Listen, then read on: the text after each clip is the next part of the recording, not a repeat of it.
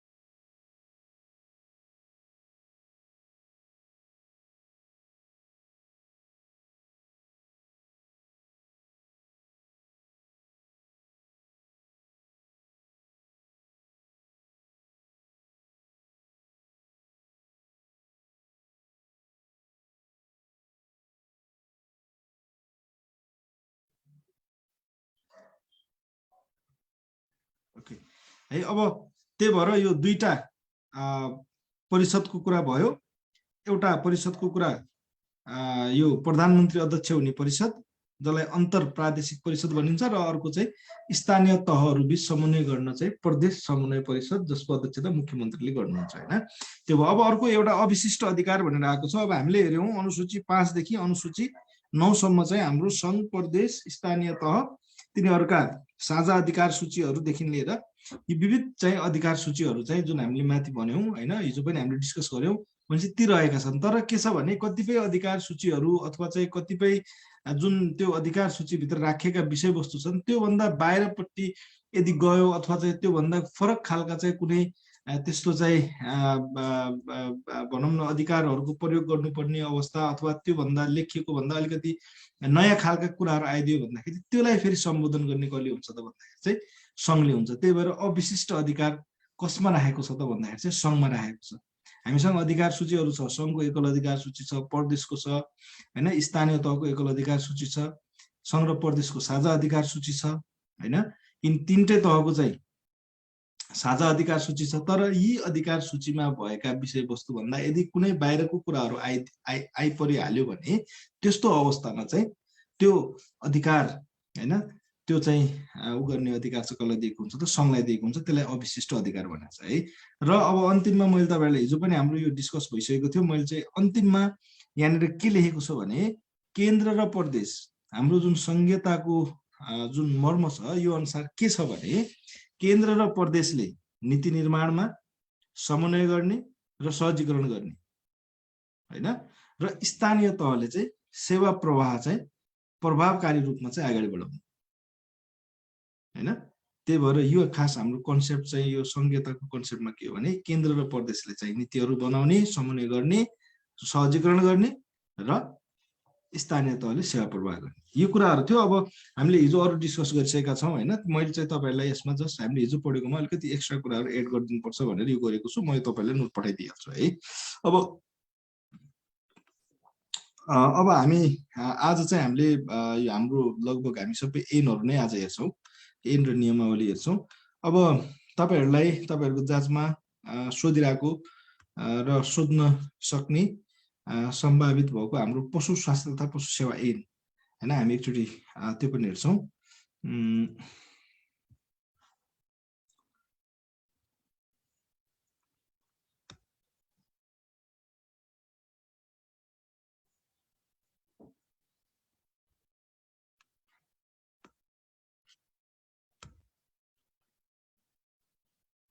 स्क्रिनमा देखियो होइन, पशु स्वास्थ्य तथा पशु सेवा ऐन। यसबाट तपाईँहरूलाई क्वेसनहरू सोधिरहेको हुन्छ होइन।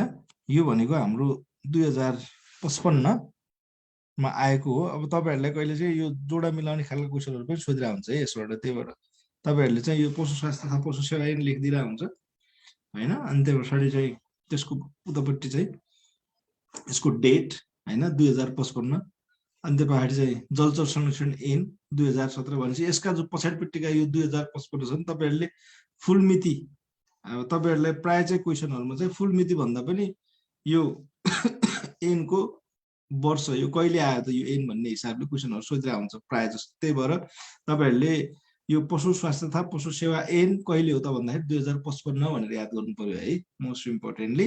अनि त्यो पछाडि चाहिँ अब यसको फुल डेट याद गर्नुहुन्छ भने फुल डेट चाहिँ 2055 4 महिना 6 गते। अब यसमा 2-3टा कुराहरू छ। यो हामी सुरुमा प्रारम्भिकमा यहाँ के भनिदिएको छ भने क्वारेन्टाइन चेकपोस्ट भनेर भनेको छ होइन। क्वारेन्टाइन चेकपोस्ट छ, क्वारेन्टाइन अधिकृतको कुरा गरेको छ, भेटनेरी निरीक्षकको कुरा गरेको छ है। अब यो ऐनको मुख्यतः चाहिँ हाम्रो पशु स्वास्थ्य तथा पशु सेवा ऐनले बढी विषयवस्तु समेटेको भनेको क्वारेन्टाइनको विषयमा छ होइन। क्वारेन्टाइनको विषयमा छ। पैठारी भएर आउने पशुहरू क्वारेन्टाइनको बाटो भएर मात्र आउनुपर्ने हुन्छ। क्वारेन्टाइन चेकपोस्ट नेपाल सरकारले जुनसुकै ठाउँमा पनि स्थापना गर्न सक्छ र क्वारेन्टाइनमा निश्चित अवधिसम्म चाहिँ पशुहरूलाई राखेर क्वारेन्टाइन प्रक्रिया पुरा गरेर क्वारेन्टाइन सर्टिफिकेट दिइसके पछाडि मात्र त्यस्ता पशुहरूलाई चाहिँ नेपालका अन्य भूभागमा चाहिँ पठाउन सकिने छ। र त्यो क्वारेन्टाइन चेकपोस्टको प्रमुखको रूपमा चाहिँ क्वारेन्टाइन अधिकृत रहेको हुनेछ। क्वारेन्टाइन अधिकृतले त्यहाँ भएका पशुहरूलाई चेक जाँच गर्ने हैन। अनि त्यो पछाडि चाहिँ क्वारेन्टाइन अधिकृतलाई के अधिकारहरू पनि दिएका छन्। यी विषयहरूमा चाहिँ मुख्यतः चाहिँ यो हाम्रो पशु स्वास्थ्य तथा पशु सेवा ऐन चाहिँ टार्गेटेड छ है। अब त्यही भएर अब हेर्नुहोस् त परिच्छेद 1 प्रारम्भिकमा भनेको छ क्वारेन्टाइन चेकपोस्ट भनेको छ। कहिलेकाहीँ अब यो प्रारम्भिकमै दफा 3 अनुसार चाहिँ क्वारेन्टाइन चेकपोस्ट स्थापना हुनुपर्ने छ अथवा हुनेछ भनेर चाहिँ यो ऐनमा लेखेको हुनाले क्वारेन्टाइन चेकपोस्ट दफा 3 मा रहेको छ भनेर याद गर्नुहोस्। अर्को क्वारेन्टाइन अधिकृत हैन, यो क्वारेन्टाइन अधिकृत भनेको जुन ठाउँमा क्वारेन्टाइन चेकपोस्ट हुन्छ त्यो ठाउँमा के हुन्छ त क्वारेन्टाइन अधिकृत हुनुपर्छ हैन। र त्यो चाहिँ दफा 5 ले चाहिँ नियुक्त गरेको क्वारेन्टाइन अधिकृत भनेर भनेको छ हैन। भनेपछि क्वारेन्टाइन अधिकृत भनेको दफा 5 अनुसार, क्वारेन्टाइन चेकपोस्ट दफा 3 अनुसार र यहाँ भेट्ने निरीक्षकको कुरा पनि गरेको छ। भेट्ने निरीक्षक भनेको दफा 25 बमोजिम। यसरी तपाईहरुले यो याद गर्नु पर्ला। अब नेक्स्टमा जाँदाखेरि अब यसमा पशु क्वारेन्टाइन सम्बन्धी व्यवस्था भनेर भनेको छ। पशु क्वारेन्टाइन सम्बन्धी व्यवस्थामा हेर्नुस् त क्वारेन्टाइन चेकपोस्टको स्थापना भनेको छ। क्वारेन्टाइन चेकपोस्टको स्थापना भनेको नेपाल सरकारले राजपत्रमा सूचना प्रकाशन गरेर नेपालको कुनै पनि क्षेत्रमा स्थायी वा अस्थायी प्रकृतिको क्वारेन्टाइन चेकपोस्ट स्थापना गर्ने छ भनेर भनेको छ हैन। अहिले नेपालमा कतिवटा क्वारेन्टाइन चेकपोस्टहरू छ त 24 वटा स्थायी हाम्रो क्वारेन्टाइन चेकपोस्टहरू छ, 3 वटा अस्थायी प्रकारका छन् है। भनेपछि नेपाल कुनै पनि ठाउँमा नेपाल सरकारले के गर्न सक्ने हुन्छ त क्वारेन्टाइन चेकपोस्ट चाहिँ के गर्न सक्ने हुन्छ स्थापना गर्न सक्ने हुन्छ र स्थायी अथवा अस्थायी किसिमको दुई किसिमको बनाउन सक्ने हुन्छ हैन। अब तपाईले क्वारेन्टाइन चेकपोस्ट भनेको के बुझ्नुस् भन्दाखेरि चाहिँ क्वारेन्टाइन चेकपोस्ट भनेको के हो त त्यहाँबाट बाहिर जानलाई चेक गर्नुपर्छ हैन। त्यही भएर चेक गर्ने ठाउँ हो त्यो चेकपोस्ट हैन। त्यहाँनिर गएर चाहिँ रोकिनु पर्यो। जस्तै गाडीहरू हुन्छ नि त हैन, त्यो चेकपोस्टहरूको छेउमा हैन चेकपोस्टले सबैलाई चाहिँ रोकिदिरहेको हुन्छ नि त। अनि त्यहाँबाट चेक गर्दै पठाउँदै गरिरहेको हुन्छ नि हैन। हो त्यस्तो हो चेकपोस्ट भनेको है। अनि क्वारेन्टाइन स्थल भन्यो अब चेकपोस्टको स्थापना भइसके पछाडि क्वारेन्टाइन स्थलको कुरा गरेको छ। क्वारेन्टाइन स्थल चाहिँ के भनेको छ भने नेपाल सरकारले क्वारेन्टाइन स्थल के गर्न सक्छ त राजपत्रमा सूचना प्रकाशित गरेर क्वारेन्टाइन चेकपोस्ट भएको ठाउँमा क्वारेन्टाइन स्थल निर्माण गर्न सक्छ र क्वारेन्टाइन स्थल निजी क्षेत्रले पनि के गर्न सक्छ अनुमति लिएर नेपाल सरकारको अनुमति लिएर चाहिँ क्वारेन्टाइन स्थल निर्माण गर्न सक्छ हैन। क्वारेन्टाइन स्थल त्यही भएर नेपाल सरकारले पनि स्थापना गर्न सक्छ के अरे नेपाल सरकारले त स्थापना गर्न सक्ने भयो, निजी क्षेत्रले पनि के गर्न सक्ने भयो त स्थापना गर्न सक्ने भयो हैन। तर निजी क्षेत्रले स्थापना गर्दाखेरि चाहिँ हाम्रो यो ऐन र नियमावलीमा राखेका जुन मापदण्डहरू छन् यसका विभिन्न मापदण्डहरू छन् हैन। जस्तै अब अरु चाहिँ पशुपालन भएको ठाउँबाट यसलाई 500 मिटर टाढाको उसमा हुनुपर्छ हैन। 6100 वर्ग मिटर के अरे यो 6500 वर्ग मिटरमा चाहिँ के हुनुपर्छ त भन्दाखेरि चाहिँ यसको क्षेत्रफल हुनुपर्छ हैन। अनि यी कुराहरू अनि त्यो पछाडि चाहिँ यसमा प्लेटफर्मको व्यवस्था हुनुपर्छ, उकाल्ने ओराल्ने छुट्टै प्रवेश गर्ने द्वारहरू हुनुपर्छ हैन। यस्ता कुराहरू जुन छन् यी कुराहरू समेतलाई चाहिँ के त समेटेर उले चाहिँ के गर्छ त भन्दा चाहिँ यदि ती मापदण्डहरू पूरा गर्न सक्छ भने 6500 वर्ग मिटरको क्षेत्रफल हुने हैन, 500 मिटर अरु ठाउँबाट टाढा हुने, त्यहाँभित्र भएका जुन व्यवस्था यो उसमा हामी नियमावलीमा हेर्छौं के चाहिन्छ यो क्वारेन्टाइन स्थलको मापदण्डहरू भनेर। भनेपछि ती मापदण्डहरू पूरा गर्न सक्छ कुनै निजी क्षेत्रले र उसले सिफारिस पनि प्राप्त गर्छ भन्दाखेरि चाहिँ पशु सेवा विभागबाट सिफारिस लिएर उसले चाहिँ के गर्न सक्छ त निजी क्षेत्रले पनि क्वारेन्टाइन स्थल निर्माण गर्न सक्छ भन्ने कुरा यसमा रहेको छ है। अब क्वारेन्टाइन स्थल क्वारेन्टाइन चेकपोस्ट भयो हैन। क्वारेन्टाइन चेकपोस्ट भए पछाडि चाहिँ के आयो त क्वारेन्टाइन स्थल आयो हैन। अब क्वारेन्टाइन स्थल पछाडि चाहिँ के आउँछ त भन्दाखेरि चाहिँ के चाहियो त क्वारेन्टाइन अधिकृत चाहियो नि त हैन। चेकपोस्ट नि भयो क्वारेन्टाइन स्थल पनि छ, त्यहाँ चेक गर्ने मान्छे चाहियो नि त कुनै हैन। त्यही भएर यो ऐनले अब के पनि व्यवस्था गरेको छ भन्दाखेरि चाहिँ क्वारेन्टाइन अधिकृतको नियुक्ति भनेर भनेको छ है। त्यही भएर अब क्वारेन्टाइन अधिकृतको नियुक्तिमा के लेखिदिएको छ त नेपाल सरकारले जुन स्थापना गरेको क्वारेन्टाइन चेकपोस्ट हुन्छ त्यसको प्रमुखको रूपमा चाहिँ को हुन्छ त पशु चिकित्सा विषयमा स्नातक गरेको व्यक्ति चाहिँ क्वारेन्टाइन अधिकृतको रूपमा नियुक्ति गर्छ भनेर भनेको छ। कसले गर्छ? नेपाल सरकारले हैन। क्वारेन्टाइन अधिकृतलाई नियुक्ति गर्छ। अब क्वारेन्टाइन अधिकृतको नियुक्ति पनि भयो हैन। अब क्वारेन्टाइन अधिकृतको नियुक्ति भइसके पछाडि क्वारेन्टाइन चेकपोस्ट पनि भयो, क्वारेन्टाइन स्थल पनि निर्माण भयो, त्यहाँ क्वारेन्टाइन अधिकृत पनि आयो। अब त्यहाँ के चाहियो त भन्दाखेरि पशु चाहियो हैन। त्यही भएर अब क्वारेन्टाइनमा राख्नुपर्ने भनेको छ पैठारीकर्ताले पैठारी गरेका पशुहरू, पशुजन्य पदार्थ वा पशु उत्पादन सामग्री। यहाँ तीनटा कुराहरू आउँछ हैन। पैठारीकर्ता भने के हो भनेर सोधिदिन सक्छ तपाईहरुले, एक दुई ठाउँमा सोधे पनि छ यो क्वेशन हैन। पैठारीकर्ता भनेको बाहिरबाट भित्र ल्याउने हैन। जस्तै इन्डियाको कुनै हाम्रो इन्डियाबाट हाम्रो नेपाल भित्र छिरायो भनेपछि त्यो पैठारीकर्ता भयो हैन।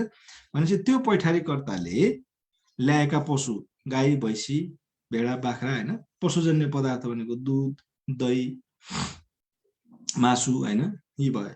पशु उत्पादन सामग्री भनेको औषधिहरू के अरे खोपहरू हैन, दानाहरू, यस्ता कुराहरू। भनेपछि जुन पैठारीकर्ताले यी चिजहरू लिएर आउँछ, यी चिजहरूलाई चाहिँ के गर्छ त भन्दाखेरि चाहिँ निश्चित समयसम्म चाहिँ परीक्षणका लागि राख्नुपर्छ भनेर भन्यो है।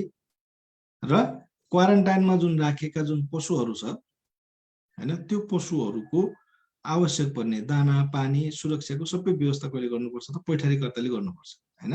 र यदि क्वारेन्टाइनमा यदि कुनै पशु मर्यो अथवा चाहिँ पैठारीकर्ताले चाहिँ त्यो मरेको पशुमा चाहिँ उसले के गर्न पाउँदैन त, दाबी गर्न पाउँदैन।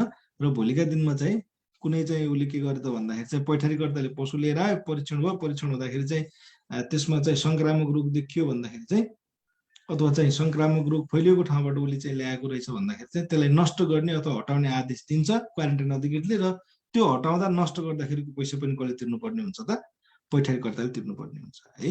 भने पछाडि यसरी चाहिँ क्वारेन्टाइनमा राख्नुपर्ने भनेको छ। र यसको नियमावलीमा चाहिँ कति अवधिसम्म क्वारेन्टाइनमा राख्नुपर्ने भन्ने कुराहरू आउँछ, हामी त्यो हेर्छौँ है। अब एनले चाहिँ जस्ट चाहिँ एउटा सर्टेन डाइरेक्सन मात्र दिइरहेको हुन्छ, नियमावलीले डिटेल कुराहरू भन्छ। अब प्रमाणपत्र दिनुपर्ने भन्यो हैन। अब हेर्नुस् यो एन कसरी फ्लो भइरहेछ भने सुरुमा के भयो, क्वारेन्टाइन चेकपोस्ट भयो, त्यो पछाडि क्वारेन्टाइन स्थल भयो हैन, त्यो पछाडि क्वारेन्टाइन स्थल भइसके पछाडि चाहिँ क्वारेन्टाइन अधिकृत भयो। क्वारेन्टाइन अधिकृत त्यहाँ आइसके पछाडि चाहिँ पशुहरू त्यहाँ आए, निश्चित अवधिसम्म पशुहरूलाई क्वारेन्टाइनमा राखियो। क्वारेन्टाइनमा राख्ने अवधि भन्ने छ। अनि त्यो पछाडि चाहिँ प्रमाणपत्र दिनुपर्ने भनेर भन्छ है।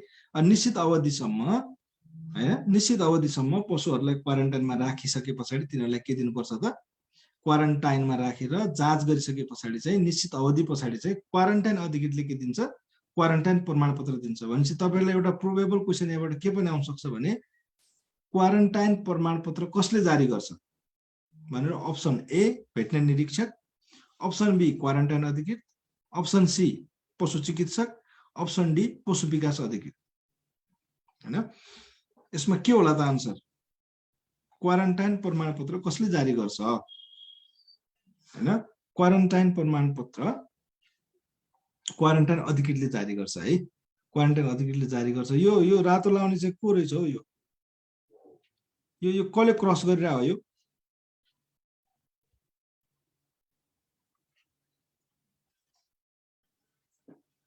हैन। यो के भयो त भन्दाखेरि चाहिँ प्रमाणपत्र दिनुपर्ने भनेको यो क्वारेन्टाइन अधिकृतले चाहिँ के दिन्छ त, प्रमाणपत्र दिन्छ हैन।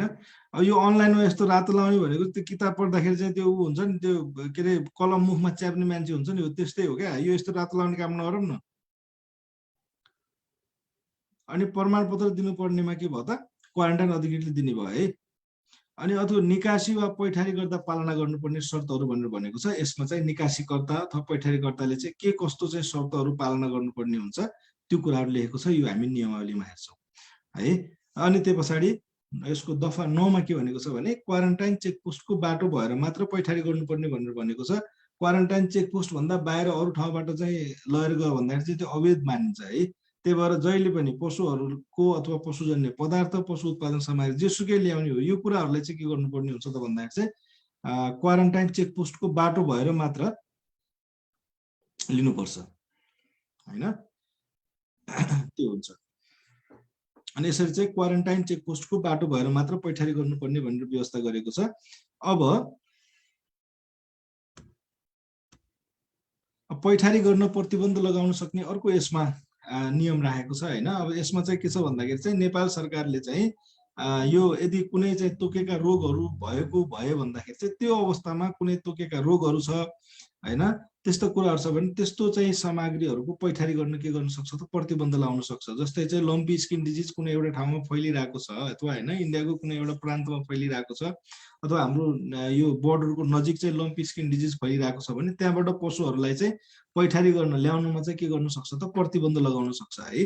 त्यही भएर यो कुराहरू यसमा छ। अब अर्को चाहिँ के छ भने प्रवेश गर्न रोक लाउने भनेर भनेको छ है। प्रवेश गर्न रोक लाउने भनेर यो भनेको हाम्रो चाहिँ जुन क्वारेन्टाइन चेकपोस्ट छ क्वारेन्टाइन चेकपोस्टबाट अगाडि बढ्न नदिने, त्यहीँनिर रोकिदिने अथवा हाम्रो सीमामा आउन नदिने हैन, ती अवस्थाहरू रहेका छन् भनेर यिनले भनेको छ।